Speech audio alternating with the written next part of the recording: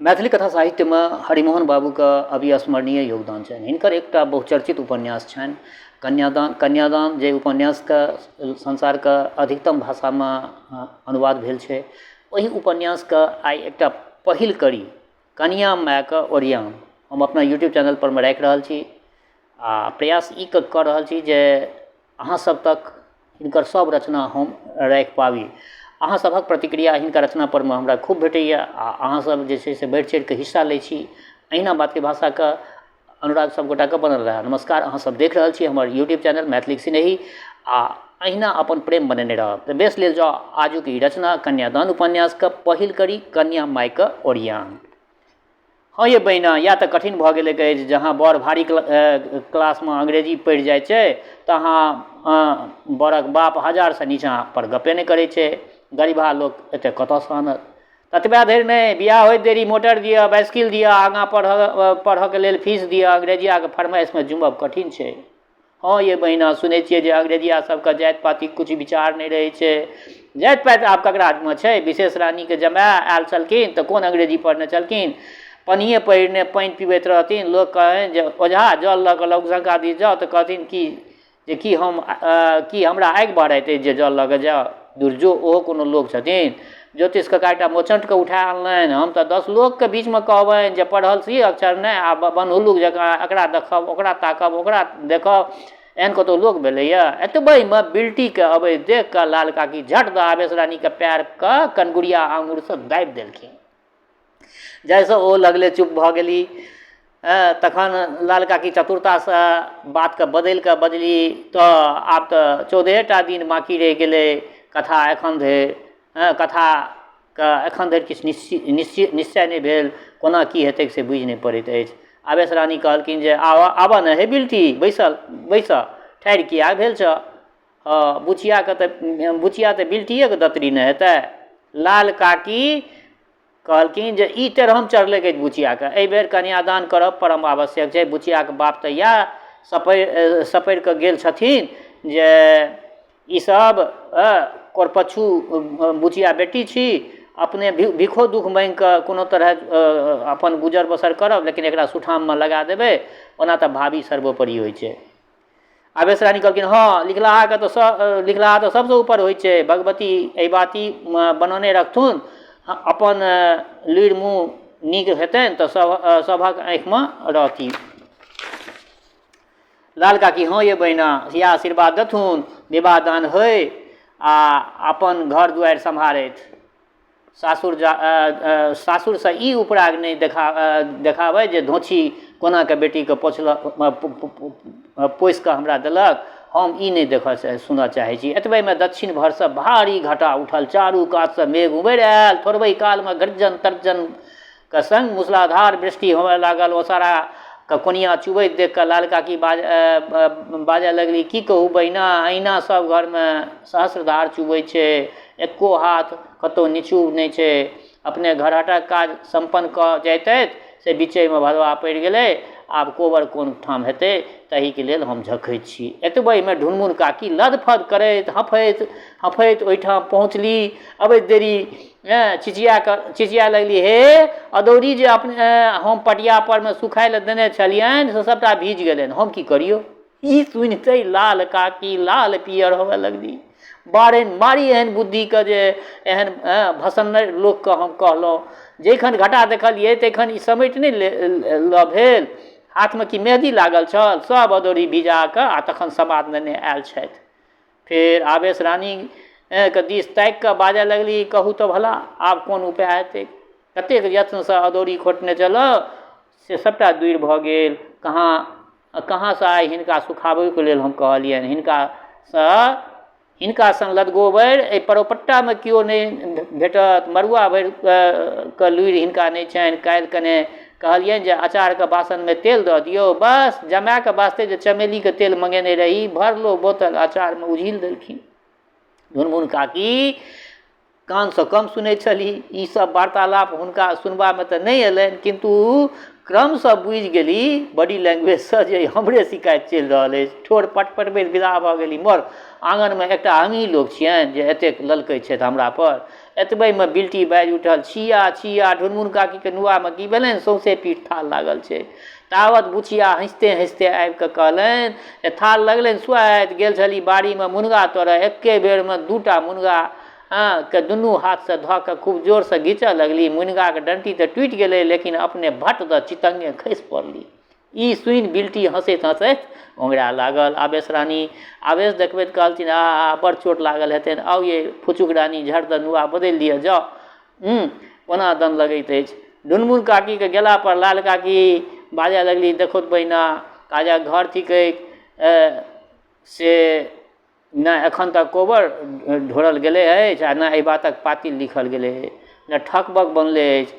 हम एसगर की करू, जनउ टोकरी काटू कि निपिया बहरिया करू। पुतहु छथि तिनका दिन राति किताबेसँ छुट्टी नहि छनि। बुचिया सहजे एकटा खर पर्यन्त नहि टसकायत।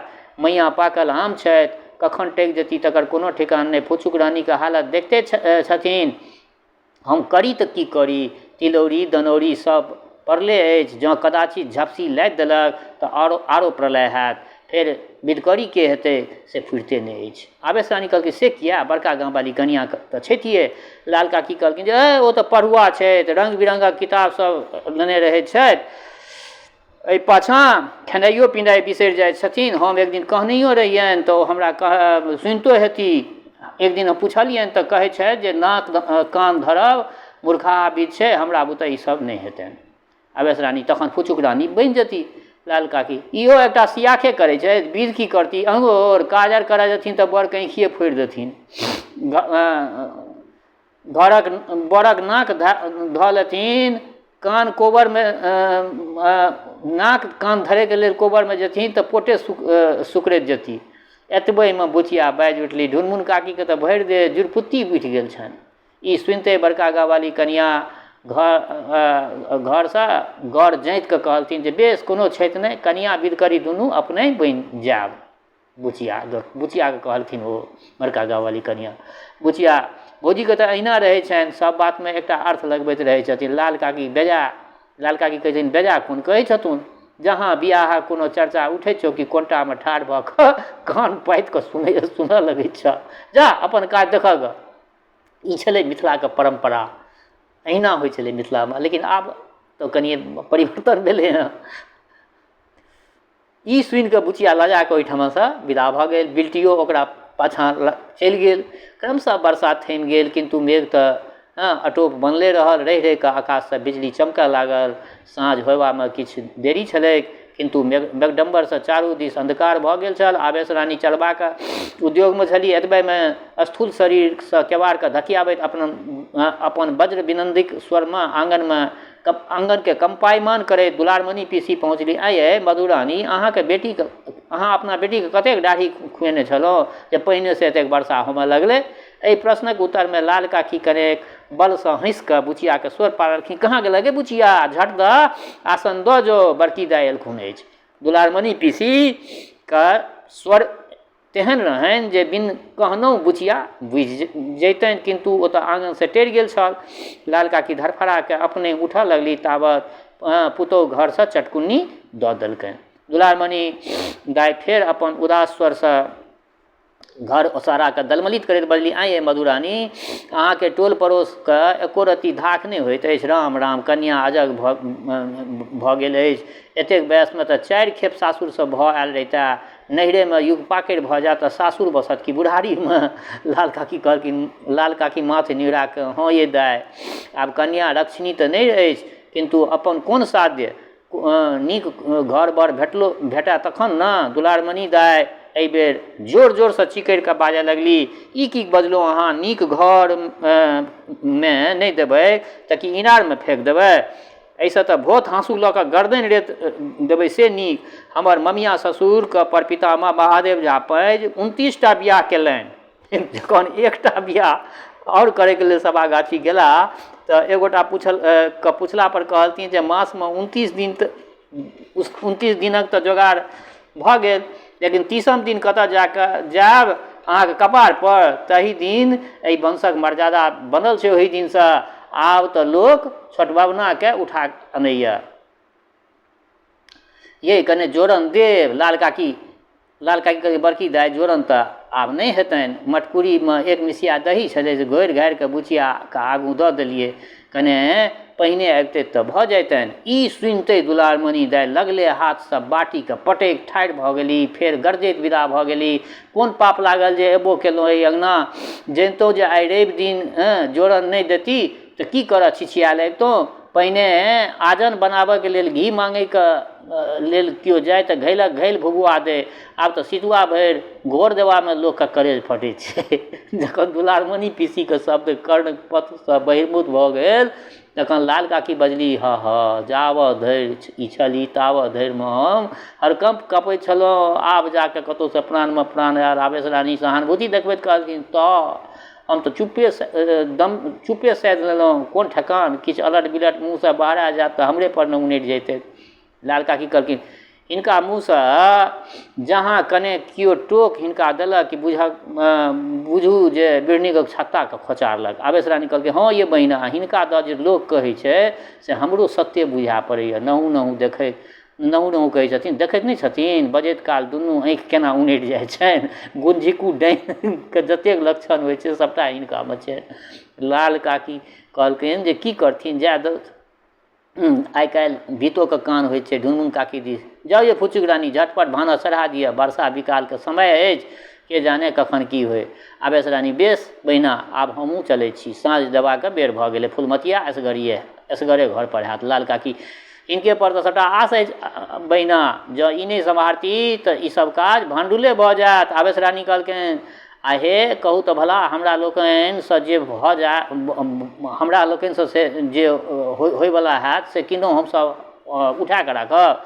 ई कहि आवेश रानी ठाढ़ि भऽ गेली। लाल काकी हुनका अरियातने दरवाजा पर नेबो गाछ तर लग धरि लऽ गेलखिन। ओहिठाम दुनू गोटा ठाढ़ि भऽ कऽ फेर गप करऽ लगली। पहिने नेबोके चर्चा उठल जे एहि बाटे जे चलैत अछि से एकटाके तोड़ने जाइत अछि। तखन निमकीके गप होबऽ लागल जे जतेक बनल छलै सबमे फुफरी पड़ि गेल। तदुपरान्त गप उठल जे पोरका लाल कक्का पटनासँ बड़ दिब अचार लेने रहथि। पटनाके नाम सुनैत देरी लाल काकी फुसिए आँचरसँ नोर पोछैत बाजऽ लगली, जनै छी बड़का बौआ पटनासँ कहिया आबै छथि? भुट्टू बाबू परसू कहि गेला जे BA मे पढ़ै छै तकरा पलटनमे, जे BA मे पढ़ै छै तकरा सरकार पलटनमे लऽ कऽ जबरदस्ती चलि जाइ छै। कॉलेज तऽ बन्द भऽ गेलै लेकिन ओ ओतहि रहि गेला। मास दिन बाँकी रहतनि तखन अता। पलटनके नाम सुनिते आवेश रानीके सौँसे देह सिहरि उठलनि। बाप रे बाप, सुनै छियै जे पलटनमे दिन राति गोरा सबके पहरा रहै छै। जहाँ केओ बाहर कि लगले किरीच भोंकि दै छै। पहरा दऽ सुनिकऽ लाल काकीके मोन पड़लनि जे आइ काल्हि कोतवाल नीक जकाँ नहि ठहकै छै। एहिपर चोरके गप उठल। अजगैबी नाथके घरमे सेंध पड़ल छलनि तऽ एकटा फुटलो कासा नहि रहऽ देलकनि। लाल काकी कहऽ लगलखिन जे राति भरि हम जहाँ कनेको पात खड़खड़ाइ छै सुनै छियै तऽ खूब जोर जोरसँ रामायण पाठ करऽ लगै छी। चोर कोढ़िए ई तऽ बुझता जे एखन सब जगले अछि। ताहिपर आवेश रानी कहलखिन, हम तऽ कुकुरके भुकबे सुनिकऽ दम साधि कऽ पड़ि रहै छी जे उकलगौना मुर्दो बुझिकऽ छोड़ि कऽ चलि जाय। तदंतर एकटा चोरक गपशप चलल। आवेश रानी कने आओर लगमे घुसि कऽ कहऽ लगलखिन जे परसुकी राति फुलमतिया फुजले केबाड़ छोड़ि देलकै। आधा रातिके देखी तऽ दुनू दिस आब एतेक साहस नहि हुए जे खाट पर से उतरि कऽ केबाड़ लग आबी, कतहु चौकठिए लगमे गर्दनि दबा दिया। भरि राति भगवान गोहराबैत प्रात केलहुँ। छन डर हुए जे कतहु केओ आबि तऽ नहि रहल अछि। फुलमतियाके असावधानी सुनि लाल काकीके अपन फुचुक रानी मोन पड़लथिन। भरि ढाकी अपन दुख कहि सुनेलथिन जे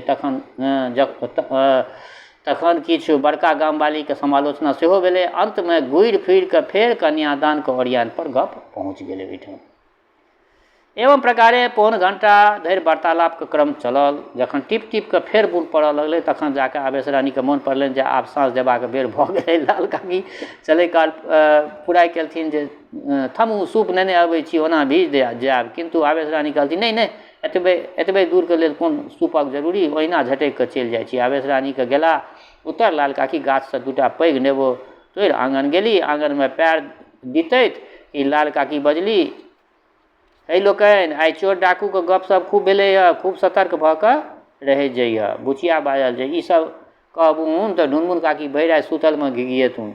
ढुनमुन काकी भनसा पसारा पर पटुआ के झोर करे छली। बुचिया के मुँहे अपन नाम सुनि कऽ भनभनाए लगली, ढुनमुन काकी ककरा लोह दगलथिन अछि? किदन तऽ कहै छै तकर पैर। हठघड़ी सबगोटे हमरे अधखोइ बधखोइ करैत रहैए। एतबे में झुनिया के माय हनहन पटपट करैत पानि देबऽ आयल।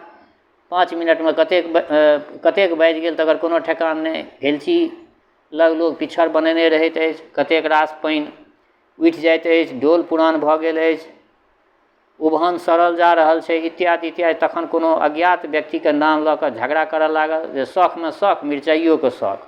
हम दिन भरि बही तरवा आ तजो नहि रहै, आ उम्हर निश्चिंत सुचैत आ पद्मावती बहुरिया, ताहि पर कहनाइ जे माथा में दर्द होइए। आहा, छेब ने छट्टा, मसूरी के दालि आ भरि बट्टा, देहो जरैया। ई कहि दुनिया के माय चमैक कऽ घैल उठेलक आ चलल दरवाजा दिस। दिन में ककरो से झगड़ा भेल रहे से मोन पड़ि गेलै, बस लागल फेर चरखा औंटऽ। हाँ, आँखि देखौला से जेना झुनिया माय डराइए ने जैते। हम थाना दरोगा से तऽ डरबो नहि करै छी, आ ई एली हमरा डरबैके लेल। ई बजैत बजैत झुनिया मायके नजरि सहसा कोनो वस्तु पर पड़ि गेलै, जाहिसँ डरा कऽ ओ जान लऽ कऽ पड़ायल। ओतऽसँ पड़ायल ओ सोझे लाल काकीके लग आबि कऽ भरि पाँच हुनका पकड़ि लेलकनि, कसकसा कऽ गर्दनि पकड़ि लेलकनि। मुँहमे बकोर लागि गेलै झुनिया मायके। लाल काकी बजली, देखै जाउ लोकसभ, ई हमरा नीकसँ चरो बरो केने अछि। गै, तोरा भूत लगलो अछि? झुनिया माय जे एना करै छँ, हमरा किया भरि पाँचके पकड़ि लेलँ? एके क्षणमे आँगनके सब लोग जमा भऽ गेल। ई देख कऽ झुनिया मायके ततेक साहसके संसार नहि भेलै। पहिने तऽ ओकरा मुँहसँ बकारे नहि बहराइ छलै, तखन लागल जे ओ लड़ारम करऽ, आब नहि भरबै पानि हम ककरो आँगन। अरे बाप रे बाप, जीव तऽ कर्मीके साग तोड़ि कऽ गुजर करब। आब कहाँ, आब नहि हम ककरो पानि भरबै। केओ बाजैत जे एकरा साँप काटि लेलकै, केओ बाजैत जे आइ दुलारमणि पीसीके जोड़न नहि देलियनि तकरे फल थी। अंतमे बहुते पुछला पर बाजल, गे मैया दरवाजा पर 5 हाथके सिपाही बंदूक लेने बैसल छै। बीचे मुँह घेर कऽ लेलकनि अछि। हम जाके धुरखुर पर लाद दै छी कि झपटल हमरा दिस। हम घैल फटकि कऽ पड़ेलहुँ, नहि तऽ आइ प्राण हमर नहि बचता। हे महात्मन, ई कहि झुनिया माय हिचक हिचक कऽ कानऽ लागल। ई समाचार सुनिते सब गोटाके जी सन्न उड़ि गेल। लाल काकी थरथर काँपैत बाजल, कहाँसँ छुच्छी सब आबि कऽ गोरा पलटनके हाल कहि जाइए। ई सब तऽ चर्चा सुनैत देरी लगले पहुँच जाइ छै। अंतमे ई विचार होबे लागल जे प्राण रक्षाके कोन उपाय हेबाक चाही। लाल काकी साहस कऽ कऽ कहलथिन जे सब गोटा मिल कऽ सुंदरकांड रामायणके पाठ करै जाउ। कनियाँके कहियौ जे हनुमान चालीसा पढ़ती, जोर जोरसँ महावीर विक्रम बजरंगी, सुमति निवार कुमतिके संगी। दुर्जो उल्टे भऽ गेलै, नहि जानि की लिखल छै रे देबा।